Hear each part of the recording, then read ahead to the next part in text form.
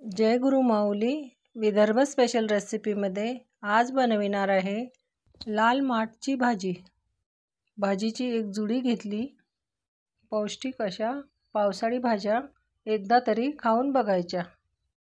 भाजी निवडून 3 ते 4 पाण्याने धुवून घेतली। भाजी जास्त बारीक कापायची नाही। आपण इतर भाज्या तर नेहमीच बनवितो, पण जेव्हा पावसाळी भाज्या मिळतात तेव्हा त्या पण करून बघायच्या। भाजी अशी कापून घेतली। आता करायची फोडणी। तेल गरम झालेलं आहे। मोहरी तडतडली। कापलेला कांदा तेलामध्ये व्यवस्थित होऊ द्यायचा। ही भाजी लोखंडी कढईमध्ये बनवायची।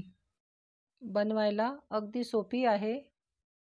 कुठलेही मसाले न वापरता भाजी चवदार बनते। 5 ते 6 कापलेली हिरवी मिरची तुम्ही आवडीनुसार कमी जास्त करू शकता। अद्रक लसूण जिरे पेस्ट नेहमीच्या भाजीपेक्षा थोडं जास्त टाकते।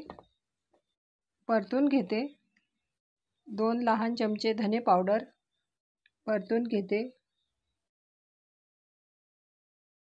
1 लहान चमचा हळद तेलावर व्यवस्थित होऊ द्यायची। 1 लहान चमचा मिरची पावडर।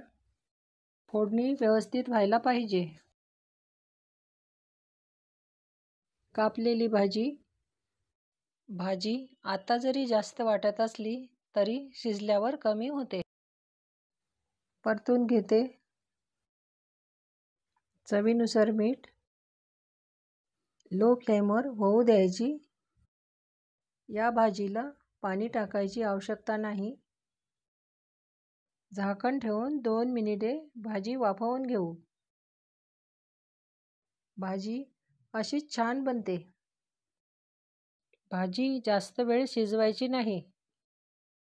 धुवून कापलेली कोथिंबीर अतिशय पौष्टिक पालेभाजी आहे। झाकण न ठेवता 2 मिनिट भाजी परतून घेते। भाजी शिजलेली आहे। लोखंडी कढईत भाजी केली असेल तर लगेच काढून घ्या। लाल माठची भाजी आवडत जरी नसली तरी एखाद्या वेळेला करून बघा। खूप छान चवदार बनते। अगदी झटपट कमी वेळेत भाजी बनते। प्लीज सबस्क्राईब करा, लाईक करा, शेअर करा। पुन्हा भेटू अशी छान रेसिपी घेऊन।